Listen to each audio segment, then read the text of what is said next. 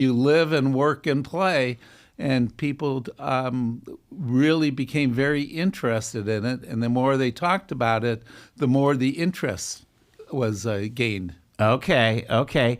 And so there was a trigger of how things were being decided, and it ended up being very consequential because first off, in the primary in 2025, Dan Olet lost that primary to Harry Morgan. So again, Dan Olet was one of the advocates for the Gateway Project, Correct. For example. You think that was like the major trigger? I think that was a major trigger. There were a lot of people that were really unhappy about it, and that goes beyond just a common everyday decision. That was something big and amounted to millions of dollars, and that's a perfect word for it. It was a trigger that got people involved, but prior to that, there was a large group of concerned Millcreek citizens about Millcreek government. There were other things that were happening behind the scenes, but that was a trigger. You hit it right on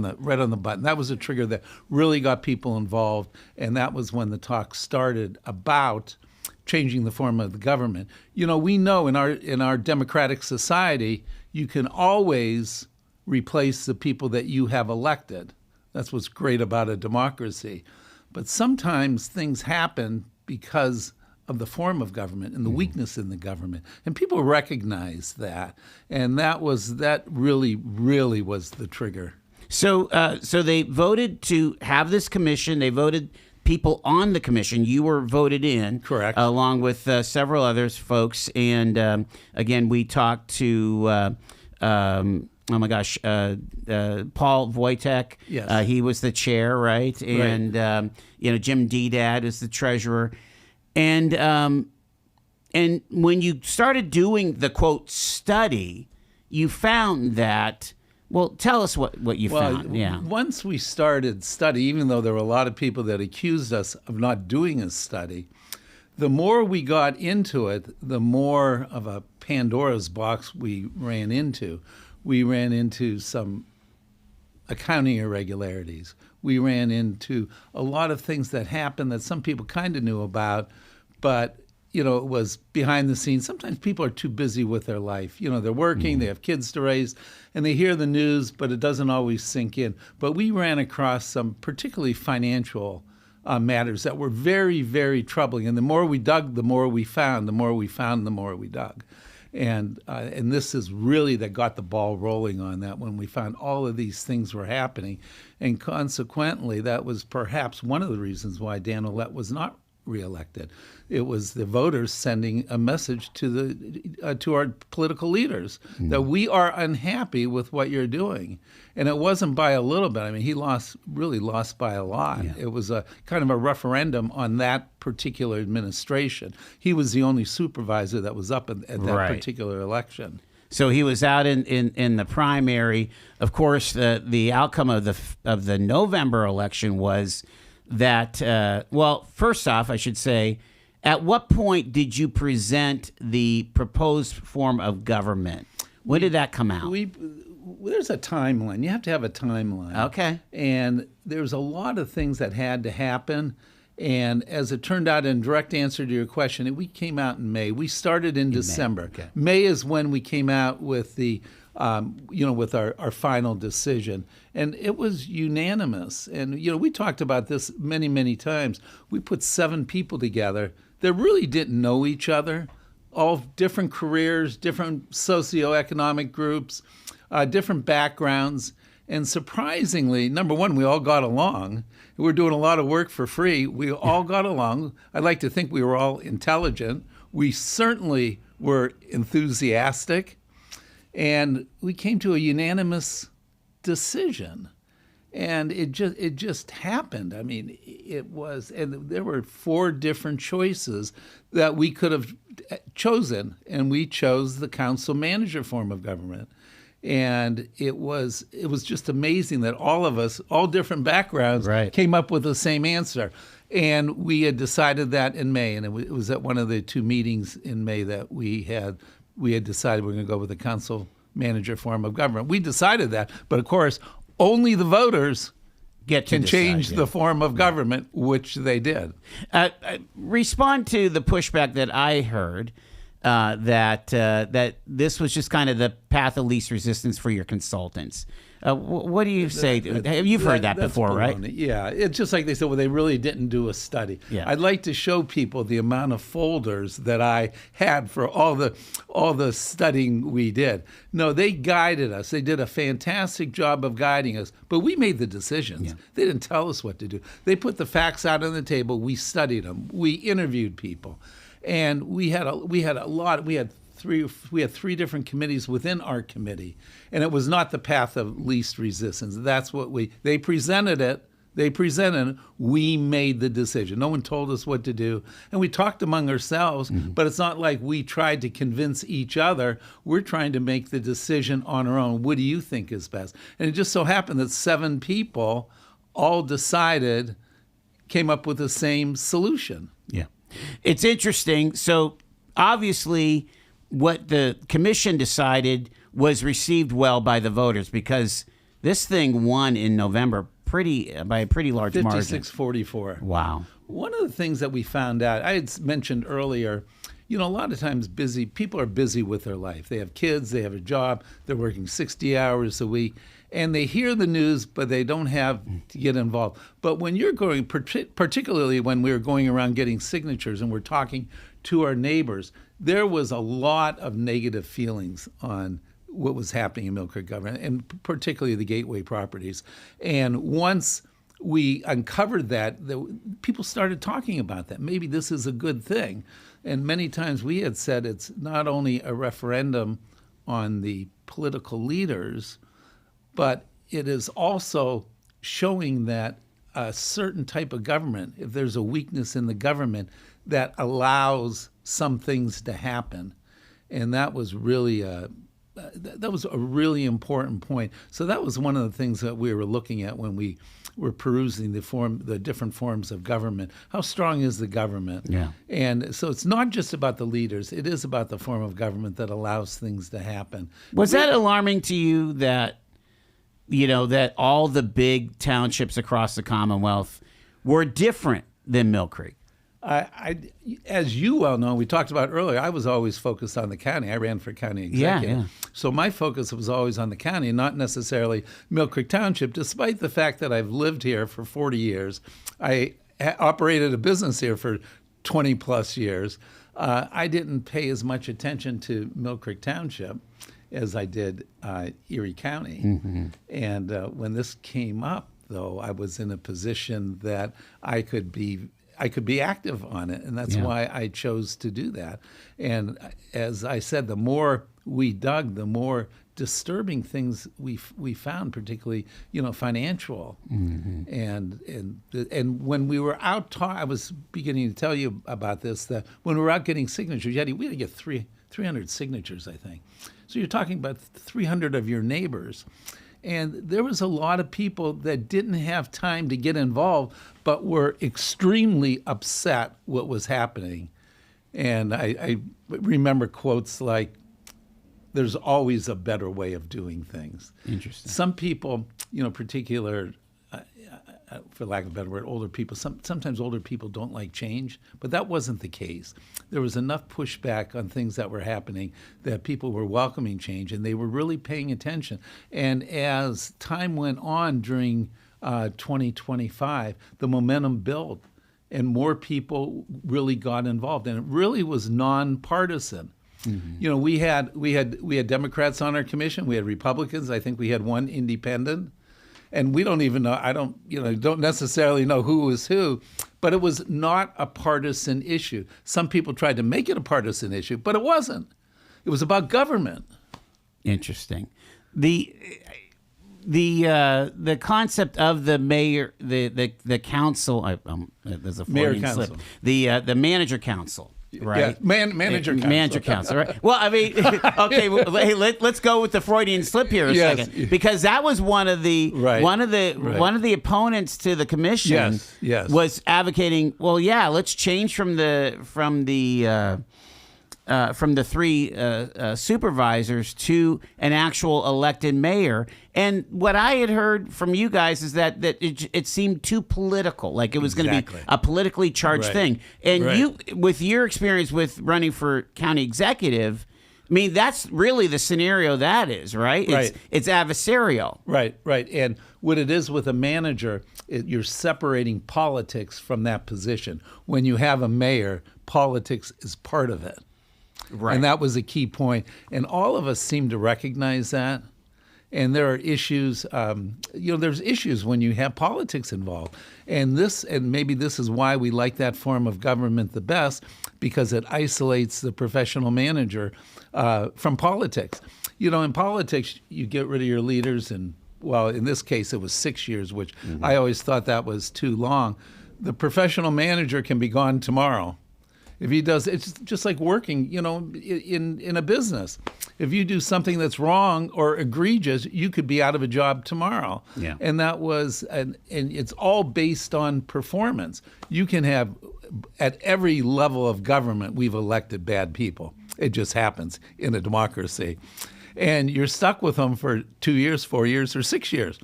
With a professional manager, you're not. I mean, he could be terminated on the spot. We're talking to Art Oligeri. I'm going to take a quick break here. It's 19 past 4. We're talking about Millcreek and their change in government. We'll get to what this manager might look like, the timeline, and a whole lot more. Stay with us.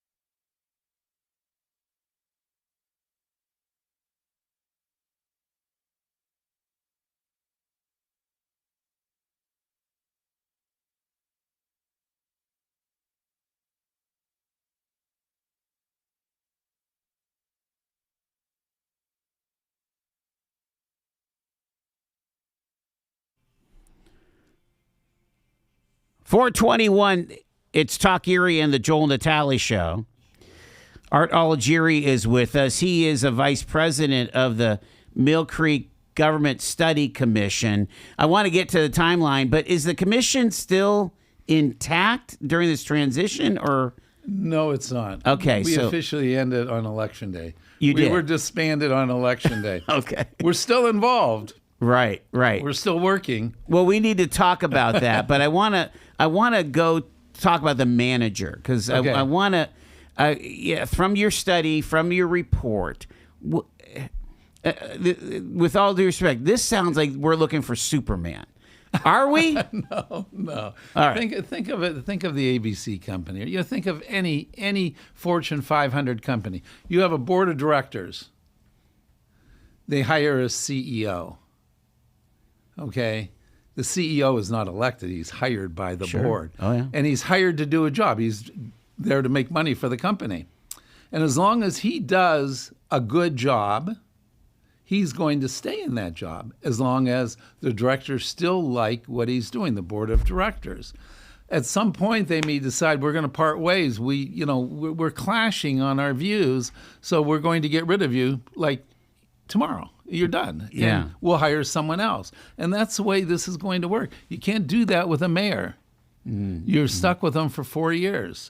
Do you feel like it's going to be up to the board to be much more articulate about what the goals of the township are. Again, it's not a perfect analogy, of a nonprofit or even a for-profit and a government deal, because those board members are all elected and they all have their agendas, don't Yes, they? They do, but that's the way life is in America. Yeah. And the whole idea of having 5, and we learned this in our study, is when you only have 3, you run into a 2 versus 1, and 2 people can chart a course, bad or good.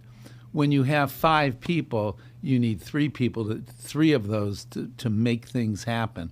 But what you're going to get, and what we have here in our present situation, and I guess I didn't realize until I got involved in it, these the board of directors or the supervisors not only are the executives, they're the legislative branch too. And nowhere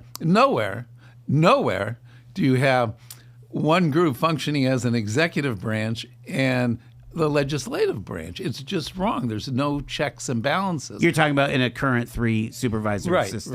Right. And what they do is then they hire themselves to run the township, so to speak. No one else does that. No one else does it. And despite some of the remarks that we had while we're going backwards, they just didn't know what they were talking about. Everybody of any kind of size of population has moved to this form of government. Now, the smaller townships where you have 1,000 people, it's something else. But anything over 2,500, I think was at the threshold. 75% of the municipalities in the United States, 75% use this form of government. And people are saying you're going backwards. Are 75% of the cities wrong? The townships wrong? Yeah. Interesting. So what would be the qualifications we're looking for in a manager? Do you one think? of the things that we found and we interviewed several of them, and we tried to stick with the ones that were in that 40 to 50,000. Kind of very similar to we called them Millcreek. like-sized townships. One of the things, the common denominator was they all had an MBA or an MPA. Okay. They all had MBAs, MPAs, and municipal experience. Too often, at every level of government, we've elected people that aren't qualified to meet the job description. Here, this is one of the advantages of that. We can, if they don't have the education or the experience credentials, the board won't hire them. It's just as simple as that. But that's key, MPA, MBA. And we had a chance to go one-on-one talking to these administrators, and they were pretty sharp. You could tell that they were experienced. I can think of a couple of them, like in Millcreek, we had a hard time running a golf course.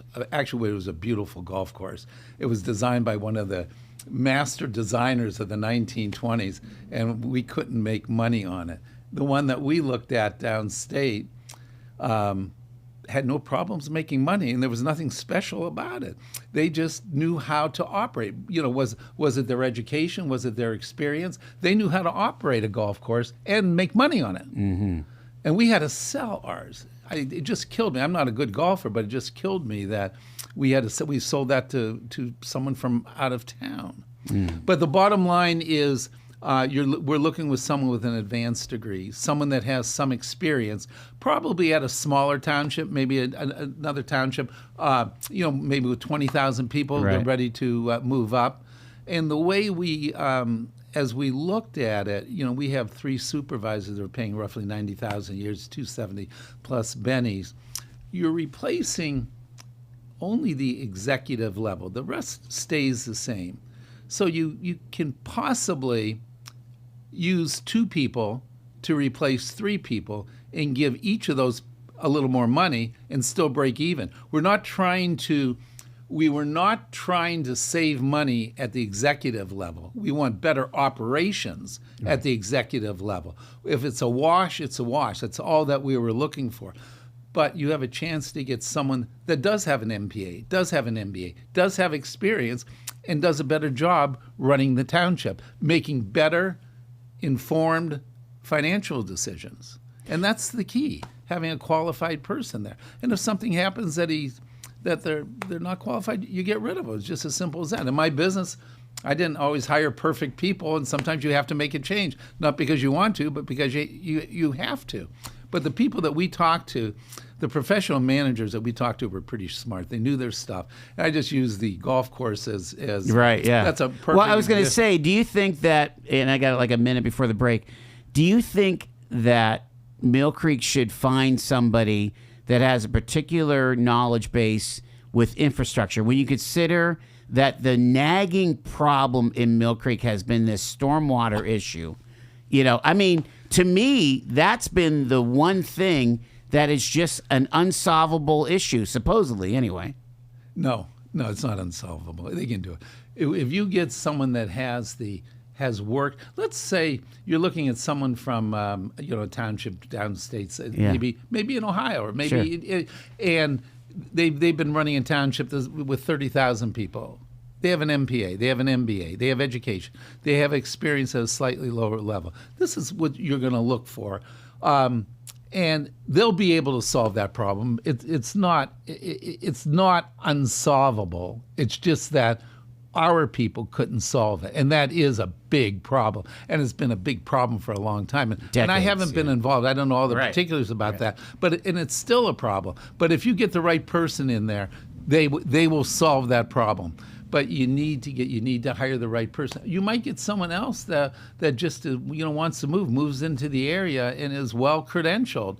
When having hired many people in my business, from full time to part time to managers, sometimes when you're looking for someone, you don't know what you're going to get. You look at it and you bring candidates in, and you're looking for a candidate A, and someone else comes in and They've got it, and you hire them. I've got to take a break. We're with Art Oligeri from the Millcreek Study Commission. Back after the news.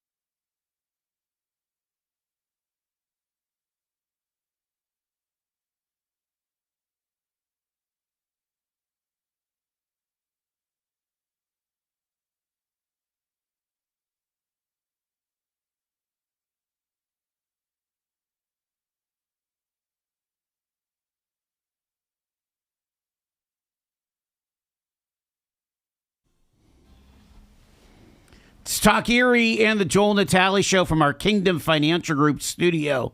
We're talking about the change of government in Millcreek. Art Oligeri is with us. He was a member of the Millcreek Study Commission, the vice president. And Art, again, it's fascinating. I mean, this is big stuff. What do you think about, I mean, we're both old enough to remember when the county went from commissioners to home rule. 78. That was a big deal. It was. And around the same time, because the legislature in Harrisburg had changed the rules, they were offering home rule for cities. The city voted it down. The county voted it in. And we got Russell Robinson was the original county executive, right? Yep. Robbie Robinson. Robbie Robinson, yes. And I think Fiore Leon went on that original council, right? Yeah. He stayed on there for until the 2000 right. The late 2000 teens. He was a fixture. Yes, he was. Yes, he was. So let's talk about this timeline, because again, it is an earthquake to change government here. Right now, we have 3 full-time supervisors. They are Kim Clear and Jim Bach and Kylie Morris, right? Dr. Morris. What is their status right now?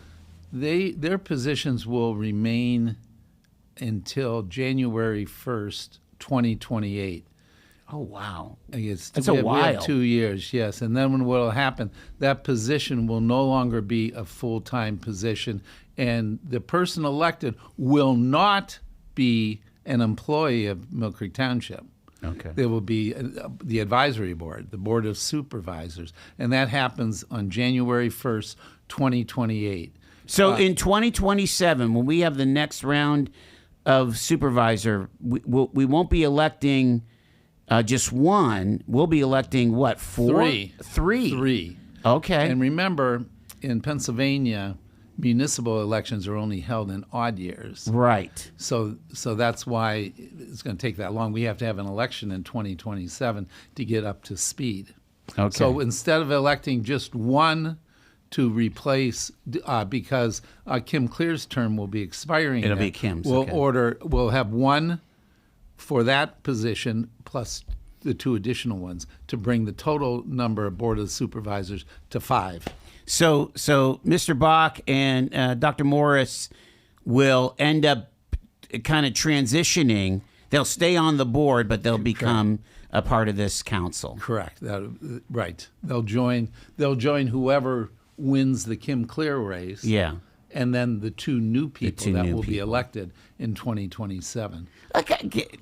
When you were at the commission, there was a conversation about whether you wanted a little bit of home rule, of maybe having districts within the township. Yeah. What was the conversation like about that? There was and that's a major point. Do you elect by district or do you do it at large? And despite the fact people thought we didn't really study, everybody that we studied said at large by far, without a doubt. Okay. It was unanimous. Every single person, every single municipality that we talked about is you do it at large. And the main reason is you need to think of Millcreek Township as a whole. Okay. You have to be thinking what's good for Millcreek Township, not what's good for my district, or I want this for my district. I want to do that. He wants to do this because it's his district. And it was unanimous. Everyone we talked to said you don't want that. Now, we did not have a unanimous vote on that because there was one person that voted for the districts. And I can see both sides of the story. Yeah. State government is like that, federal government is like that. But we have 50,000 people in Millcreek, Millcreek Township. And I like the idea of thinking of it as a whole. So you're not only thinking about, I live by J.S. Wilson School. I'm not just thinking about that. I'm thinking about Bell Valley. I'm thinking about what's good for the whole township. And that's how we solved that. And that's why it was 6-1 to go with at large. Yeah, I could see that point, but there is the issue that we have history here, right? And so, some folks that live in Bell Valley feel like they're kind of awkward stepchild of Northwest Millcreek of the lakefront, right? I mean, so it's going to be behooving, just like the supervisors now. The supervisors in the future will have to be thinking, like you say, about the whole shooting match. You know what you can do, though? You could have 5 people all elected from Bell Valley. You could. It could happen. There's nothing prohibiting that to happen. And if people are that concerned, they could flood the polls with people in 2027 to run and have them all from Bell Valley. And you could end up with electing 3 people from Bell Valley as opposed to only having 1 if you did it by a district. Yeah, I want you to weigh in on this. Again, one of the criticisms about city council is that it's dominated by the 5th and 6th ward. You've heard that too, right? Of course. You know, because it's hard for somebody on the 1st ward or the 3rd ward. I mean, I grew up in the 3rd ward, Little Italy, right? I mean, I can't remember a city councilman from there in a long time, right? Yeah, it's definitely worthy of discussion. But we went through it, and it was what the majority wanted, and it's consistent with what other people are doing. And when you look at it and you hear people that have been on, you know, most of these townships had switched from our status quo to a manager-council form of government in the 70s and the 80s and the 90s. Wow. We're about 4 decades behind. That's par for the course, Art. When you listen to them and they have reasons, well, we did this because of that, this works because of that, you feel a little more confident in doing it because they're doing it successfully. If they can do it successfully, like run a golf course, we can too. Yeah. You know, a lot of folks vote for their politicians if they're going to create jobs and opportunity and so on, you know, better schools, better environment, better parks and whatever.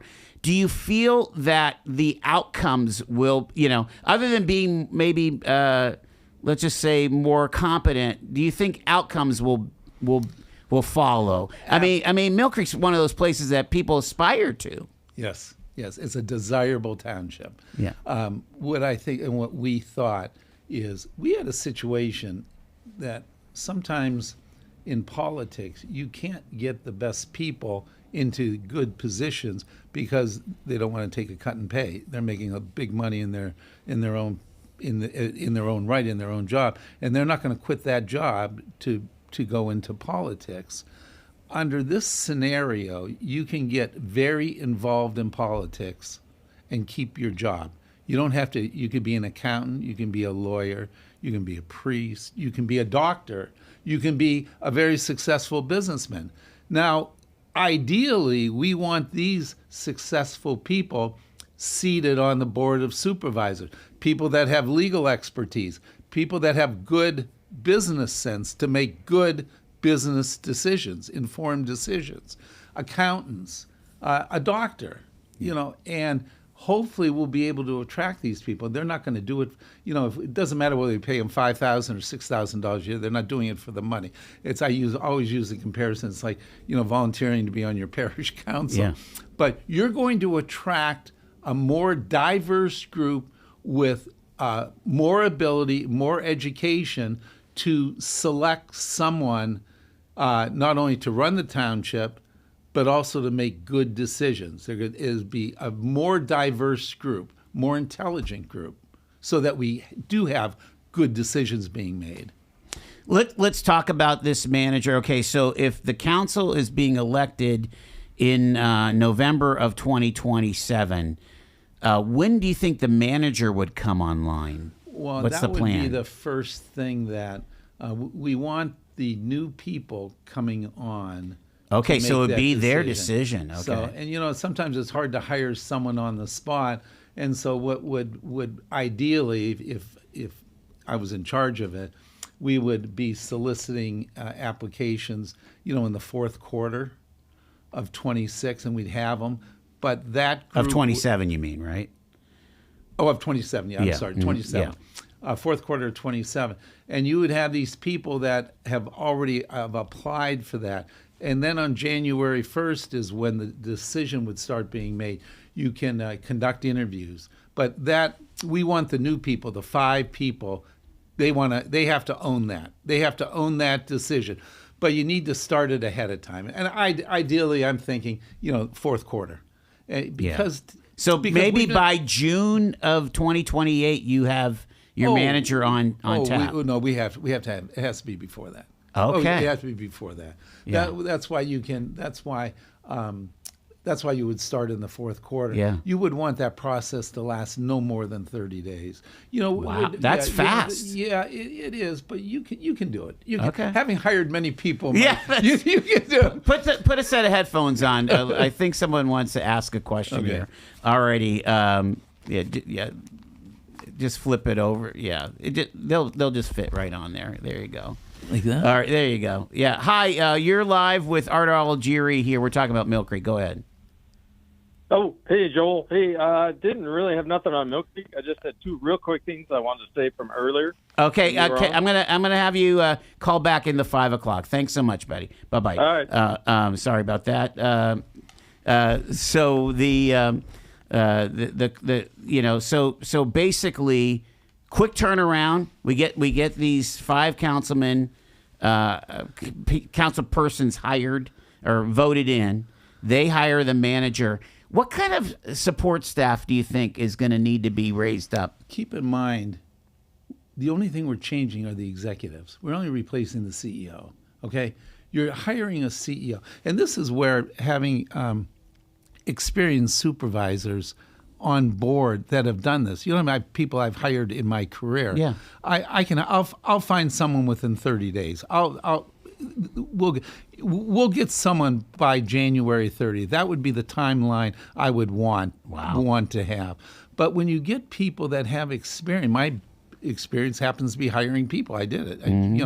As a small businessman, you're an HR person too, and we might on that board of supervisors, you might have a legal person, you might have a lawyer, you might have someone else that can facilitate that process. It can be done. We're not going to wait 6 months to have it done, but you need to have the people you need the resumes in hand so you can review them quickly and have a decision. You want to hire someone by February 1st. Where do you think? What kind of other staff do you think would have to be hired under this manager? I said this many times throughout the campaign. Yeah. You're only replacing the executives. So let's say we have 3 executives now. We hire a manager. That's one.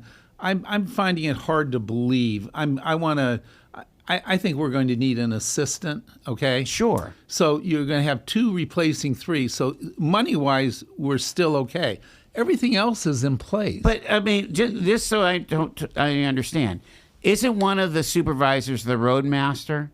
Wouldn't you need a head of public works or no? Your department heads are going to stay the So same. we already have those department heads. Yeah, that doesn't change. None of that changes. Okay. So you're going to keep virtually the entire. The employees aren't going to change. We're only changing the president. Yeah, the police chief stays the same. Yeah. Now, fire chief. When someone gets in there, when a professional manager gets in there, he may want to make some changes, but he doesn't have to. Right. Everything is running now. Everything is up and running. The only thing you're doing is you're bringing in a new CEO of your company. Okay, but here's the difference. Is that CEO have hiring and firing capabilities? Or does that have to go to the board? It would have to be approved by the, that's something that they would have to set up. Because right now our 3 board members hire and fire the chief and the fire chief and the public works guys and so on, right? You ever work by management, by committee? Oh, believe me, it's tough. It is tough, right? Yeah. So what would happen is you bring in this your new CEO, just like a company, a Fortune 500 company brings in a CEO. He does the hiring. The board approves it. Yeah. But something tells me that that Tim DeCastro has a lot of power. You know what I mean, as the president and CEO. Yes. Yes. But maybe his VPs would have to get a nod to the chairman, right? To the board. What might happen, and we saw this in some of the townships that we interviewed, they would take one of your department heads and make them the assistant manager, pay him a little bit more money. But particularly when you're in a new situation, they shouldn't touch anything below the executive level. Let the executive come in, okay? Let him get his feet wet. Let's get to know one another. Let's let the board get to know the manager get to know the board. And if there's there's always changes in companies. Sure. The only thing constant is change. But the whole idea is to get them in there. Let's get it operating. Let's get this off the ground. So you don't need peripheral people at that point. They're already there. You have, and I forgot whether it's 6 or 8 or 9 department heads. Yeah. They're already in place. You don't need to hire anybody else. You can conceivably. And once again, because I have experience running a business, my idea would be to let's just go for 6 months and see how one person does it. Let's see how we can do it. Let's not spend money unnecessarily. But don't be surprised if you need to add one person. And we could afford to do that. Right. Because we're having only one person replace 3. We still have money if we want to put in an assistant or make one of the department heads. A lot of the people that we talked to had department heads that became the assistant manager. Let's try one more phone call, Art, if you want to grab those headsets again. We're talking Millcreek here on Talk Erie. Go ahead, caller. Hey, Art, I voted against the change of government, and this is the reason why, and hopefully maybe you can kind of clear some of this stuff up to us. Go ahead. Looking at the law for the change, right? None of the elected or this kind of part-time council is allowed legally to interact or speak with any of the department heads, meaning the fire chief, meaning the police chief. Everything has to go then through the hired kind of new CEO. Right. And from an accountability standpoint, if I have a problem with my sewer, if I have a problem with my street light, going to that, whoever is, I guess, in charge of that, and then going to the CEO or the new executive, then going to that person. Now, they can ask for reports, and they can get reports, but having direct contact, legally, they're not allowed. Correct. That is right. That I voted against. That's not their job. Let's say if let's say if you have IBM stock and you're unhappy with the way things are going, you go through the proper channels, and you would you go through operations to get what you need to accomplish. You don't go through the board of directors. They're separated from. And I understand that, but the system we have now, I know exactly who's accountable. I can go talk to that person right now, whether I pick up the phone. Now there's really not that accountability that citizens have. One of the disadvantages we talked about that is some Millcreek residents choose a supervisor. They go to supervisor number 1. They don't get the answer they want. Then they go to supervisor number 2, and they still don't get the answer they have. I'll try supervisor 3. I'm going to keep trying supervisors until I find one that gives me the answer that I want. There was no clear chain of command. Companies don't run. You don't see many companies run on management by committee. If you've ever worked on that, it's not a great way to run a company or a township, just for that reason. There's a chain of command. You need a particular department. You go to that department and you try to accomplish what you need to accomplish. There is no need to contact anybody on the board of directors. That would just go through operations. You have an operating question, it would go through operations. I appreciate the phone call. Thanks so much. Thanks for weighing in. Thank you. Bye-bye. All right, so I want you to leave us with, some direction to township citizens. What are we looking at here? Because kind of this next, what are we talking here? 20 months are in transition, right? Right. We are in transition now. Okay. These are the guidelines that we need. Number 1, they need, because it's not we have disbanded. Yeah. The government needs to establish a strong transition committee. Okay. The recommendation, and it's a good recommendation, is 4-2-1. The commissioners that just spent over a year working on this, they're the most knowledgeable on the government right now. And 6 of the 7 have already volunteered to be on that committee. The 4-2-1 means 4, and this is what the state agencies recommend, 4 would come from the commission. 2 would be at large, so you have a diverse some new blood kind of thing. blood, right? Yeah. And then 1 would be a sitting supervisor. And we thought that sitting supervisor would be the one that carries forward with the most experience, and that would be Jim Bach. Yeah. And so that should be like an automatic buy. Whether they do that, we don't know. We don't have the authority to do that. The other thing is we need people on that committee that supported the change, not people that resisted it. That's really important because there's some really strong feelings. Sure. Just like the gentleman that called, he had his reasons not to support it, and he did not do it. So we want people that supported it. Because the voters voted for it. Now Right. we've got to make it the best it can be. Right. We need team players. The 7 of us that were on the commission, we were all team players. We listened, we talked, we listened. You need team players. You need people that are enthusiastic, and we were all enthusiastic. You need a certain amount of intelligence. I mean, there's a lot of material to go through, and you have to be willing to work for free.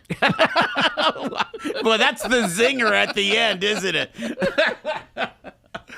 Wow. So then when you have that, that's the most important thing, a strong transition committee. You need to establish a timeline. We worked on that timeline. You gotta follow it. It's not something you just draw up and write down. You gotta follow it. You have to have a timeline and a plan, and you gotta stick to it. And everybody has to buy into it. You need to have some, even though that's a committee. You need subcommittees because there's a lot of work to do. We had 3 subcommittees, and we each one of those committees, 3 subcommittees out of the 7 people. There's a lot to do, so you need to establish committees and decide what they're going to be in charge of. You got to be organized. Sure. You got to be organized. It has to be. There's a lot. 2 years looks like a long time, but it's not. It's going to go very, very fast. You need to get help. You're not going to have all the answers. You think you're going to have all the answers, but you're not. You're going to get help from 2 people. You're going to get help from the DCED. That's a state agency that will help. They will help. And you're going to get you would use someone like we use, these public partners that have been doing it. This is what they do for a living. Right. They'll be able to say, if you're at a stumbling block, they'll be able to say, in this situation, this is a wiser move. You're going to make the decision, but you're going to look to them for guidance. Art, we are out of time, but thank you so much. We're looking forward to tracking all of this. Absolutely here. Again, Art Oligeri was the vice president on the Millcreek Government Study Commission. A whole lot of work to be done here, isn't there? Yeah, absolutely. Thank you for having me. You got it. Back after the news, it's Talk Erie.